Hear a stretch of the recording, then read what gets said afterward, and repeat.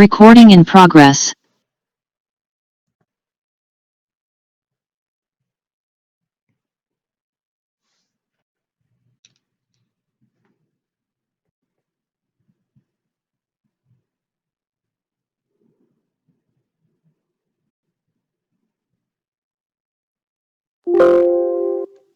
Allô, bonjour. Oui, bonjour. Oui. Là, c'est bien, vous m'entendez? Oui, je vous entends. Et vous? Oui, très bien, ça passe très bien, très clair. Ok, magnifique. Bon, comme je sais que vous n'avez pas et beaucoup de temps à me consacrer, comme ça, je vais profiter rapidement. Alors là, ma première question, ouais, bon, ça, on verra après.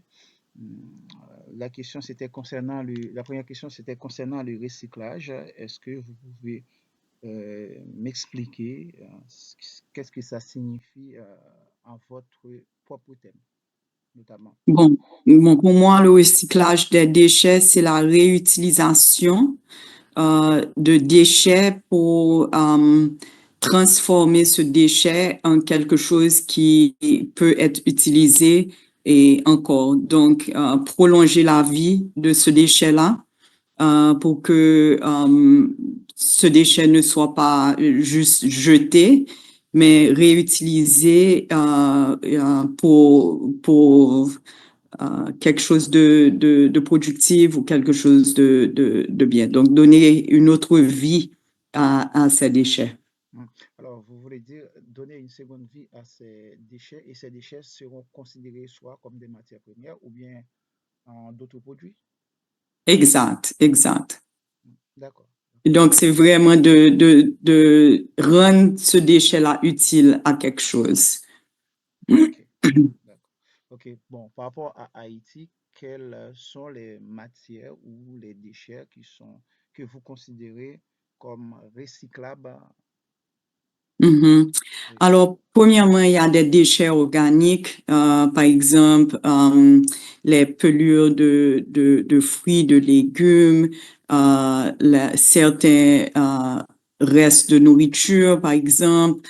Euh, Tout ça, pour moi, il y a beaucoup de déchets organiques qui pourraient être recyclés et utilisés pour faire du compost, pour faire de l'engrais.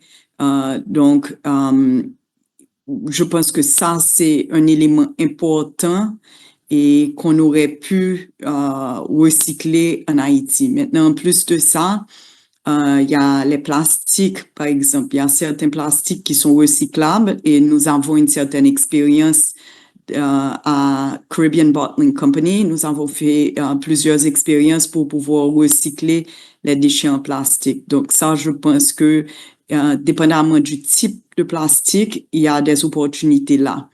Il y a des déchets, par exemple, des batteries des batteries de véhicules, des pneus de véhicules, par exemple, des cartouches d'encre. Maintenant, il y a d'autres déchets comme le fer qui peut être recyclé. Et je sais qu'on fait ça en Haïti. Il y a certaines entreprises qui collectent le fer pour pouvoir recycler cette matière-là.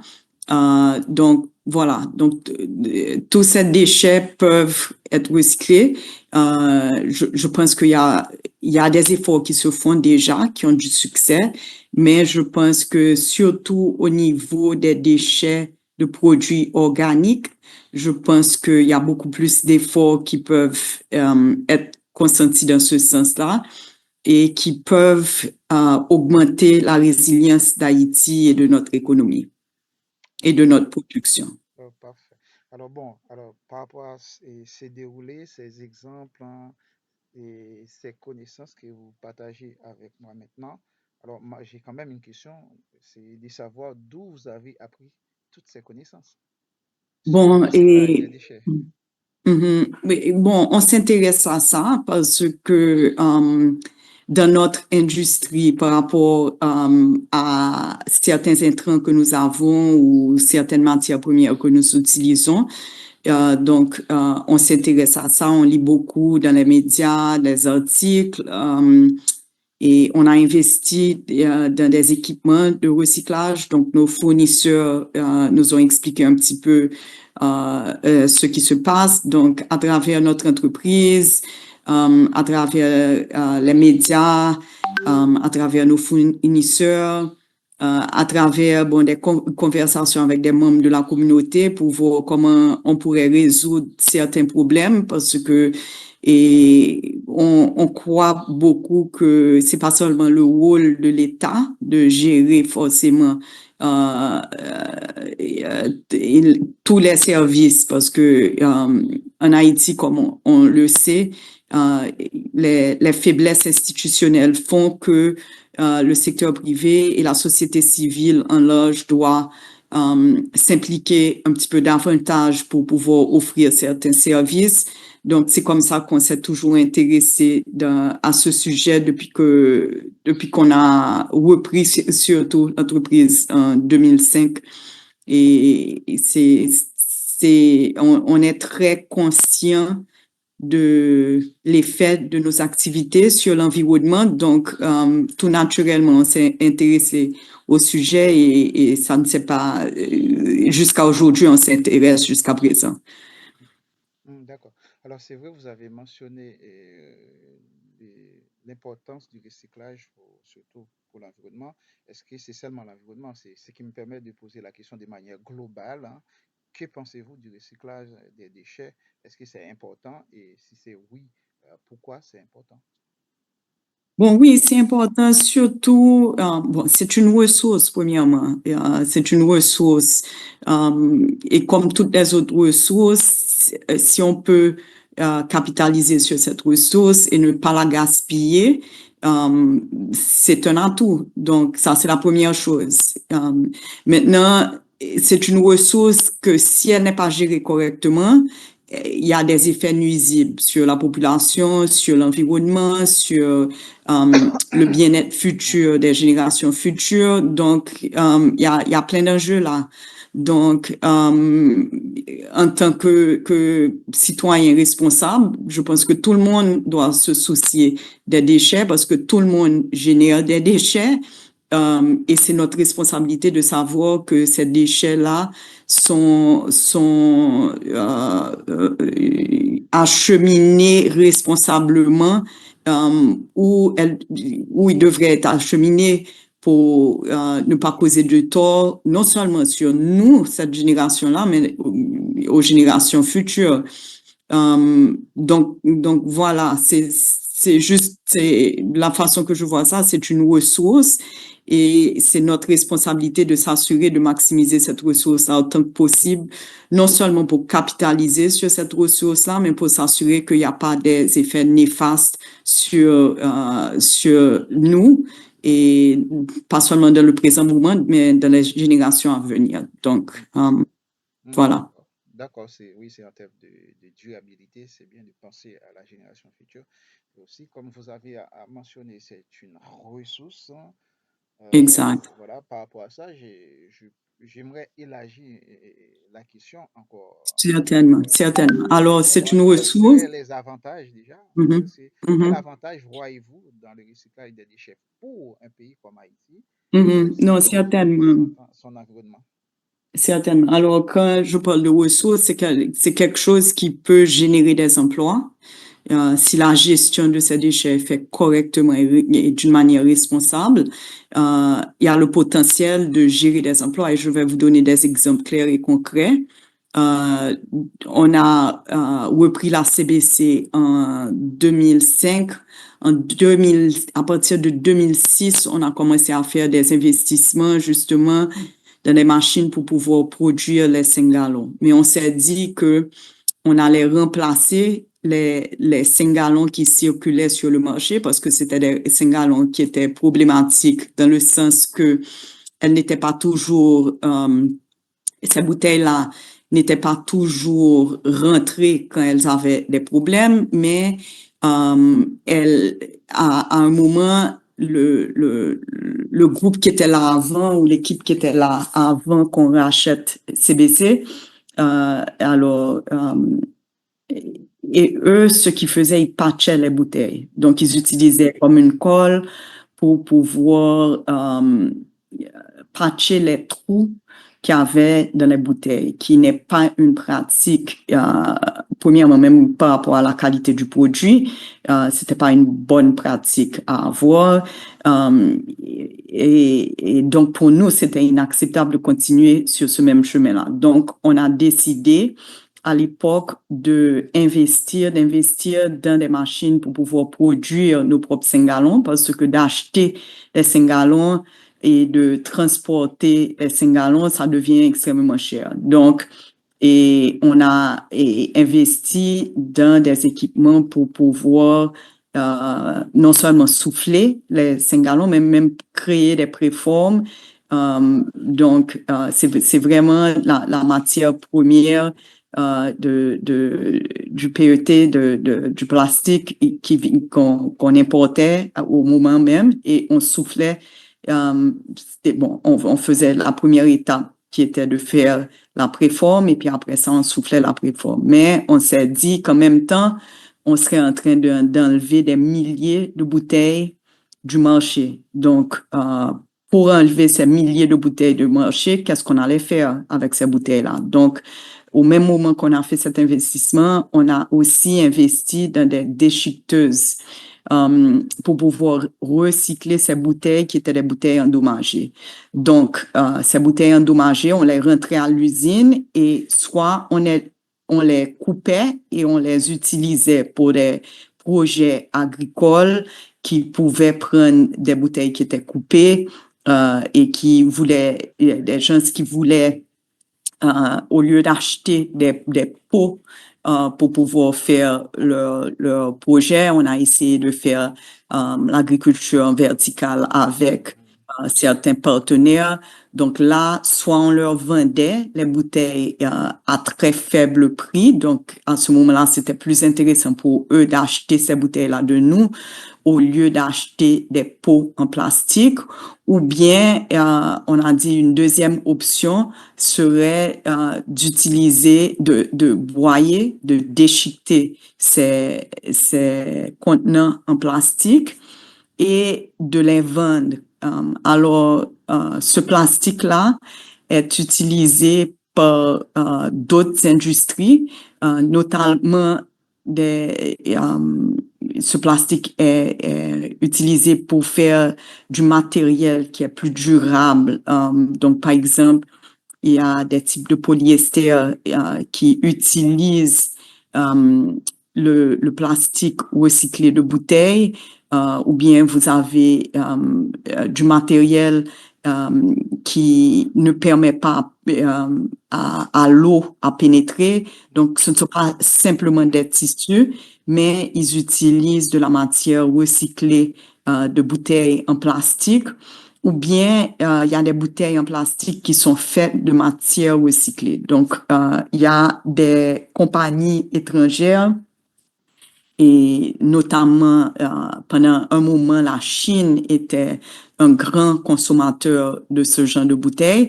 Donc, il y avait 2 façons à l'époque de vendre les bouteilles, les déchets, soit déchiqueter ces bouteilles-là, ou bien dans le cas de bouteilles de jus, par exemple, qui sont dans les rues, à l'époque aussi, par exemple, la Chine achetait des bouteilles compactées qui étaient des bouteilles sales qu'on arrivait à trouver dans les rues ou bien...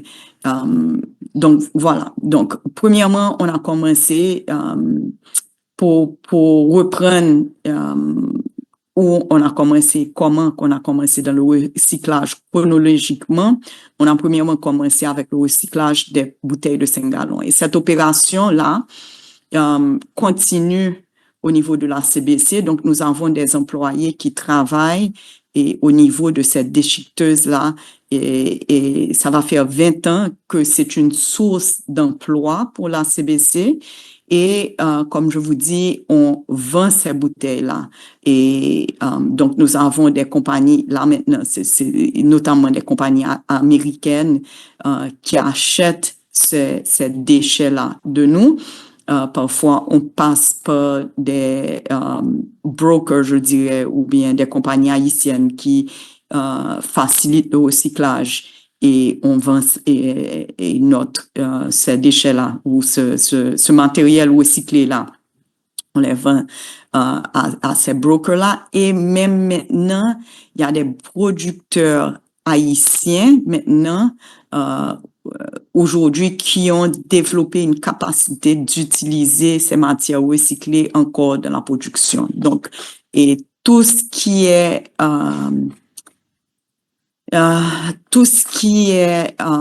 retiré, toutes les bouteilles 5 gallons qui sont retirées de la flotte de 5 gallons, parce que une fois que la bouteille est compromise, une fois que elle n'est pas en bon état, au lieu d'essayer de la réparer, on l'enlève du marché et on la coupe, et soit on utilise pour les programmes d'agriculture, agroforesterie, soit on les déchiquette et on les vend soit sur le marché local ou bien à l'étranger pour pouvoir créer des produits, recréer d'autres produits à partir de ce matériel-là. Maintenant, nous avons eu une deuxième expérience où on a investi avec d'autres embouteilleurs de la place. Et quand je parle de d'autres embouteilleurs, vous les connaissez, c'était au moment La Brana, La Couronne, Tropique, Larco était là à cette époque-là. Et séjourner. Et nous autres, donc, on était 6 embouteilleurs à se mettre ensemble et à investir à Tropical Recycling. Et là, c'était une opération qui achetait des bouteilles sales qui étaient reprises par des gens de différentes communautés qui faisaient la collection de ces bouteilles-là. Et ces bouteilles-là, on les compactait et on les vendait notamment au marché chinois qui achetait ce qu'ils appellent des bales en anglais. Et c'est justement un lot de bouteilles qui est compacté, un bloc, et ils sont à ce moment-là mis dans des containers pour pouvoir faciliter la logistique, et on les envoyait à l'étranger. Maintenant, cette opération-là a été reprise par une compagnie qui fait le plastique ici en Haïti. Donc, pendant un temps, et on a œuvré et on a investi dans des équipements pour pouvoir faciliter ces opérations-là. Et ce qu'on a fait, c'est que on a passé, quand il y avait, il y avait cette compagnie-là qui était intéressée à acheter la compagnie de recyclage. Ce qu'on a fait, c'est que on a donné on a vendu nos actions pour un montant dérisoire dans l'objectif que cette compagnie puisse reprendre les opérations et entretenir ces opérations et même étendre ces opérations de recyclage. Aujourd'hui, je ne suis pas capable de vous répondre à la question à ce qui est devenu ou quels sont les spécifiques autour de Tropical Recycling, mais je sais que cette compagnie existe. Je pense que cette compagnie existe jusqu'à présent. D'accord. Alors, ouais, ça, c'est très bien ce que vous avez fait. Vous avez déjà balayé plusieurs questions que j'allais poser. OK. Mais par contre, je sais que ce n'est pas facile, surtout dans un pays comme Haïti. Bon, moi, bon, je commence à m'intéresser à travailler sur Haïti, à faire mener des recherches, faire des publications à partir de 2016. Hein. J'ai pu constater, c'est le vide total. Le plus grand vide, c'est que il n'y a pas de la loi. La loi n'existait pas du tout. Le législateur n'a pas fait son travail. Bon, ça c'est. Et quand on fonctionne dans une économie où le législateur ne fait pas son travail, pour les acteurs économiques, hein, c'est très compliqué.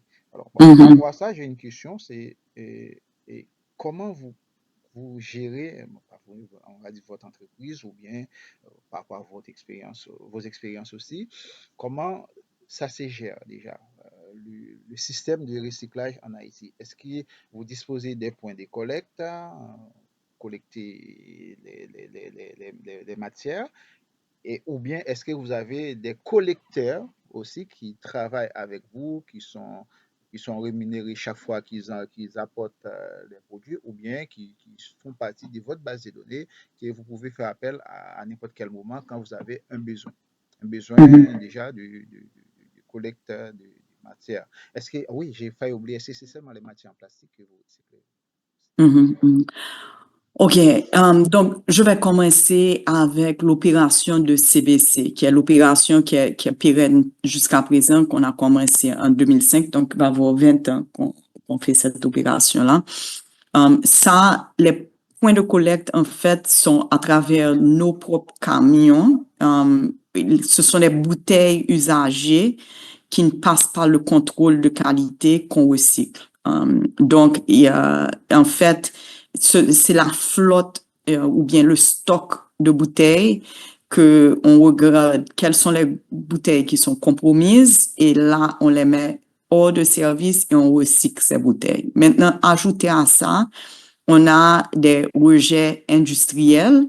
Donc là, c'est vraiment, c'est nous autres qui générons ces rejets industriels. Donc, on a un système où une fois que ce rejet industriel a été constaté, on l'achemine vers l'unité de recyclage et on recycle cette matière-là qui est revendue. Donc, c'est pas une perte totale pour l'entreprise. OK?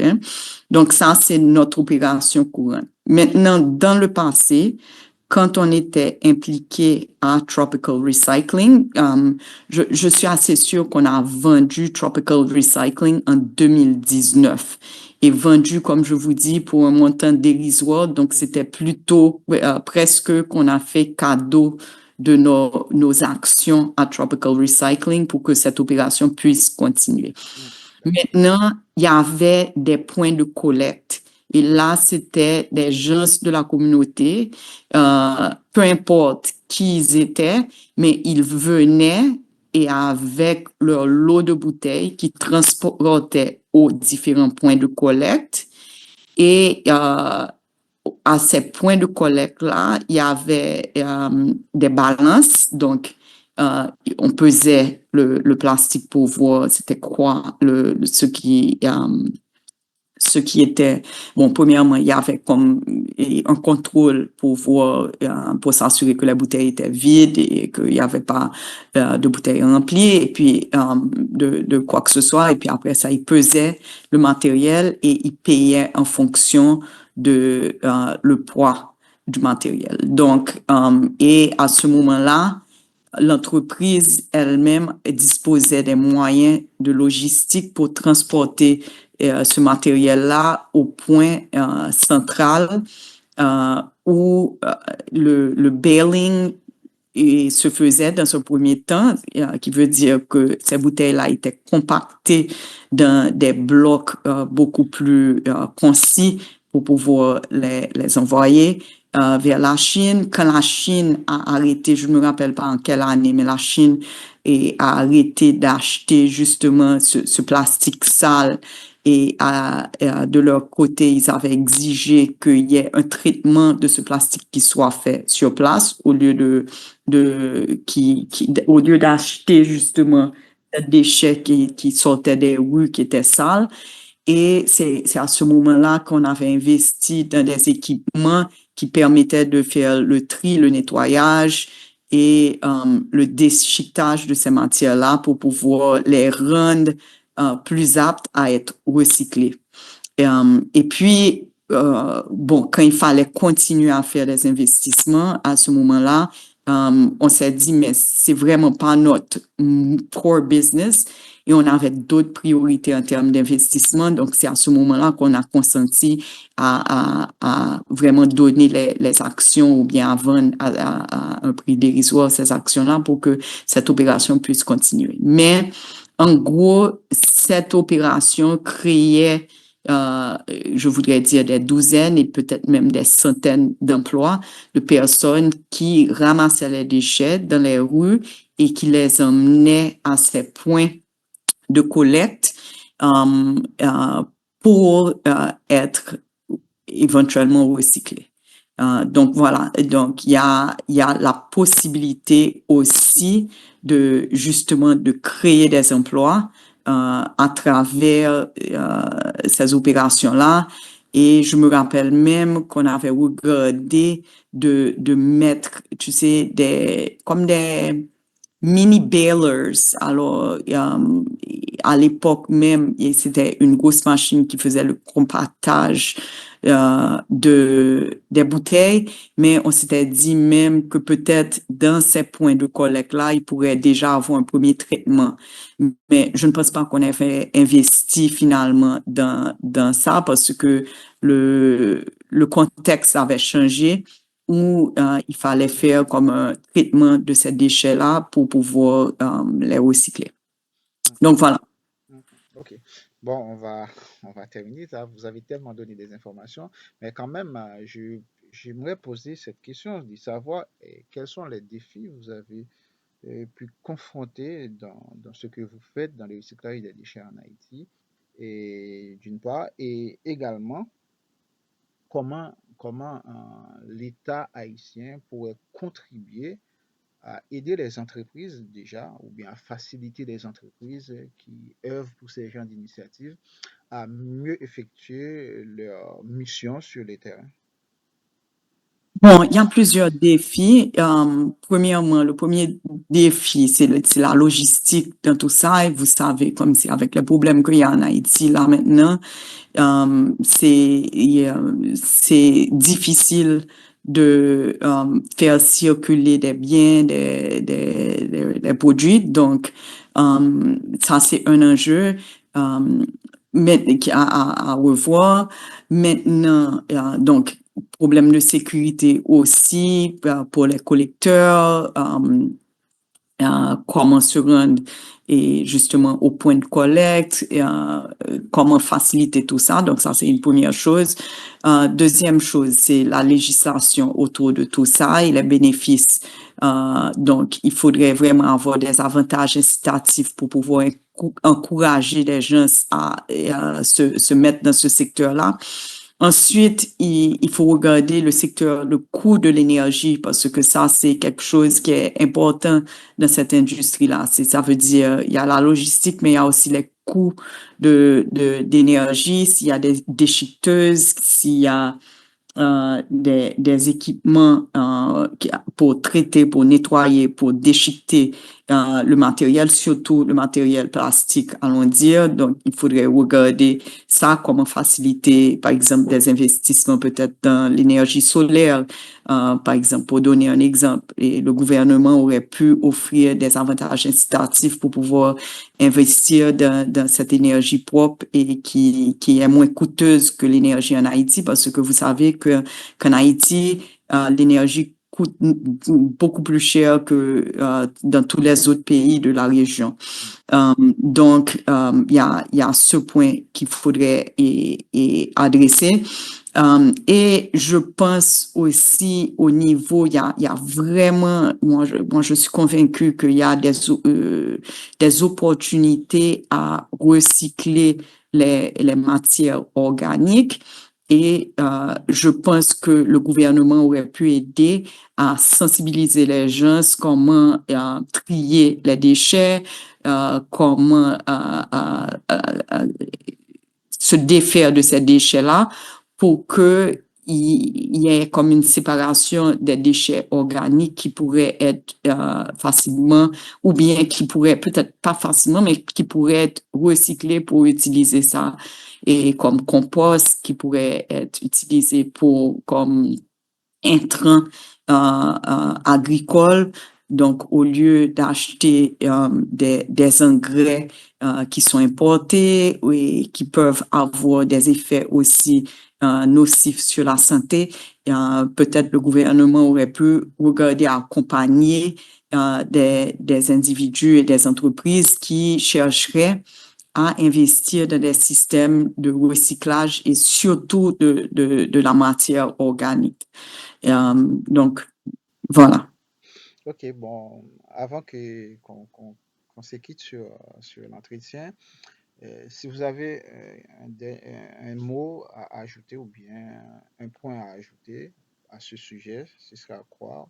Voilà, vous avez le Bon, micro. je pense il y a tellement d'évolution dans ce secteur. Là maintenant, je regarde des exemples de justement de pays qui sont en train de transformer leurs déchets et organiques pour pouvoir même générer de l'énergie.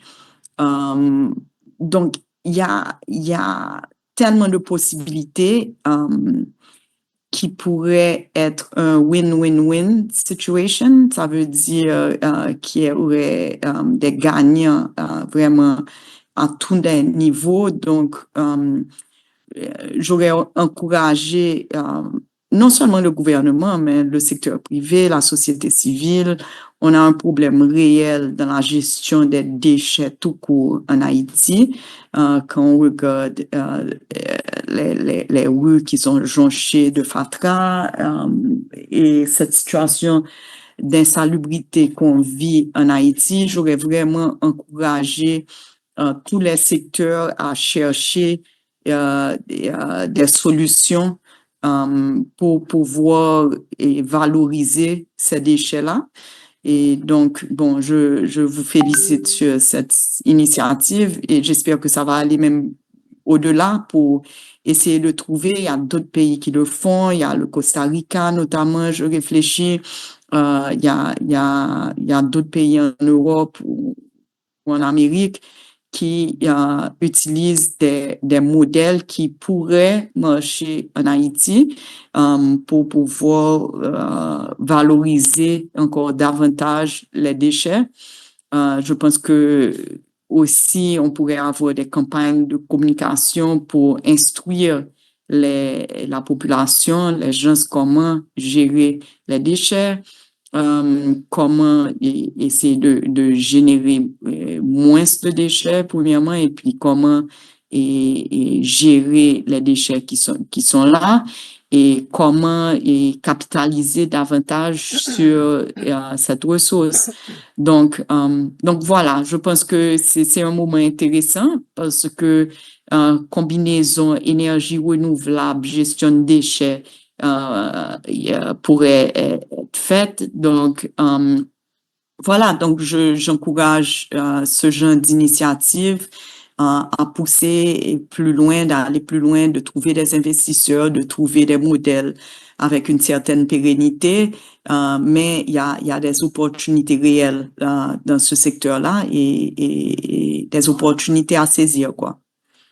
Absolument. Oh, bon, je vous remercie pour toutes ces informations parce que les Haïtiens, des fois, je vois les Haïtiens, quand ils parlent du recyclage des déchets, économie circulaire, ils font souvent référence aux pays étrangers. Et pourtant, en Haïti, on a des acteurs qui sont investis depuis longtemps, c'est ça, à travers ce travail, cet ouvrage, cette recherche, je suis en train de mettre en avant. Pour, quand on parle d'Haïti, on ne voit pas souvent ce qui se passe vraiment dans la rue et voir ce que les gens, les vrais acteurs, les acteurs font sur le terrain. C'est important. Et autre chose aussi, je profite pour vous dire aussi, il faut quand même penser à, pourquoi pas, à un syndicat de recycleurs pour pouvoir porter ce message encore plus loin. Un syndicat parmi les industriels qui recyclent, hein, pour pouvoir porter ce message. Et s'il va y avoir un projet, ou bien quel que soit le projet de financement qui va y avoir, il faut qu'il passe notamment par ces personnes qui investissent, ces acteurs qui investissent déjà leur argent, qui peut être de l'argent dans ce qu'ils font dans le recyclage. Bon, ce n'est pas quelque chose que je suis en train de défendre à la légère parce que moi, dans ma famille, on est dans l'imprimerie. Bon, on était dans l'imprimerie, tout est fermé maintenant, dans l'imprimerie. Et la briqueterie, c'est ça qui m'intéressait parce que les déchets, les papiers en carton, on transformait en briquettes. transformer en briquette. C'est pour cela qu'un ce sujet-là sur le recyclage, chaque fois que je rencontre quelqu'un en Haïti qui est dans le recyclage, je me suis dit, ce serait intéressant d'aller encore plus loin. Recyclage, mais quand on discute avec quelqu'un qui ne comprend pas la réalité, ils vont dire oui, avec les immondices qui sont en Haïti, les fatras, il faut les incinérer. Mais non, l'incinération, ça produit des maladies. Et le recyclage, ça permet de préserver la santé. Ouais, c'est très bien parce qu'on a bien échangé sur ça. C'est que je viens ici de voir, comme je fais partie d'un collectif sur Paris, peut-être de rédiger un article à partir de cet entretien, que vous aurez une copie de l'article d'une part qui va diffuser dans le réseau France-Amérique latine depuis la France, France-Amérique latine, d'une part, et aussi, bon, qui va faire partie du dernier chapitre de mon ouvrage. Bon, j'espère que l'ouvrage va sortir en été, hein, l'été prochain, hein, d'ici juin, juillet. On va dire juillet, août, d'ici juillet, août, parce qu'il faut que j'envoie à la maison d'édition. Bon, c'est l'armatan. L'armatan, ça va prendre un peu de temps pour la relecture et après signer les contrats pour que l'ouvrage puisse sortir. Je vais vous tenir informé, ne vous inquiétez pas. Et aussi, je vais retranscrire l'entretien et vous envoyer une copie aussi. D'accord. Ce sera Ok. ça. Et également, bon, je vous conseille aussi pour ces gens d'initiative, hein, moi, ça me fait mal de voir en Haïti, on voit des hommes politiques qui parlent seulement dans les médias, et les gens qui font des activités, qui investissent leur argent, leur économie, font bouger le pays, on ne les voit pas. On ne les voit pas dans les médias. Et moi, je vis en France, hein, je vois en France, c'est plus c'est les gens qui investissent leur argent dans le développement économique du pays. Ce sont ces gens-là, on rencontre beaucoup plus dans les médias. Bon, j'aimerais que ça change. Voilà, c'est ça. Bon, merci beaucoup. Et puis, Avec plaisir. on garde contact et je vous tiens informé sur l'évolution du projet. Eh ben, Et c'est ça. aussi, vous aurez une retranscription, pas cette semaine, ni la semaine prochaine, la semaine d'après, parce que là, je suis en pleine correction des mémoires. C'est fatigant. Ah oui, vous êtes professeur aussi? Oui, oui, je Ok. suis enseignant à l'université Sorbonne Paris-Nord. J'enseigne le marketing, la communication et pilotage de la performance, hein. Bon, c'est un peu large, hein, c'est très large, entre tout ce qui concerne la gestion pratique et aussi tout ce qui concerne la communication, le marketing et Très bien. même le digital aussi. Voilà. Très bien. Et- Est-ce que vous allez au salon du livre et que Haïti Future Oui, organise oui, oui, oui, chaque année? oui, je suis membre Ok. de Haïti Future et Ok. depuis 2017 avec Josette Boufa Ok. et aussi, bon, Haïti Future est membre du collectif Haïti de France, que je suis l'un des administrateurs du collectif Haïti de France. Ah, d'accord, d'accord. OK. Eh bien, je suis contente de savoir ça. Je suis une amie de Josette. Ok, Et, ok. et donc, très bien. Bon, Eh bien, merci. et enchanté de faire votre connaissance et d'échanger sur ce sujet avec vous. Et Oui, puis, bonne chance pour ce bouquin-là que vous allez faire sortir ou cette publication-là. oui, oui, bon, Et ça, il n'y a pas de puis, problème. Bon, ça, oui, ça va sortir quand même parce que, bon, à la base, je suis ingénieur agronome de formation. Bon, je suis diplômé ah, d'accord. à Damien, en Haïti. Et puis, bon, quand je suis arrivé en France, j'ai fait des études en nutrition humaine et puis en gestion de projet, puis en marketing. Bon, depuis 2014, j'ai terminé ma thèse et je travaille en tant qu'enseignant. J'enseigne. Ouais, je commence à D'accord. m'intéresser à Haïti parce que ce que je vois dans les médias, c'est que quand ils parlent d'Haïti, c'est comme un pays qui n'a rien et pourtant il y a pas mal de choses. Bon, ces gens d'initiative, surtout ce projet-là, ça me permet de voyager dans le temps pour voir comment les Haïtiens étaient dans l'économie circulaire avant les Européens. Voilà.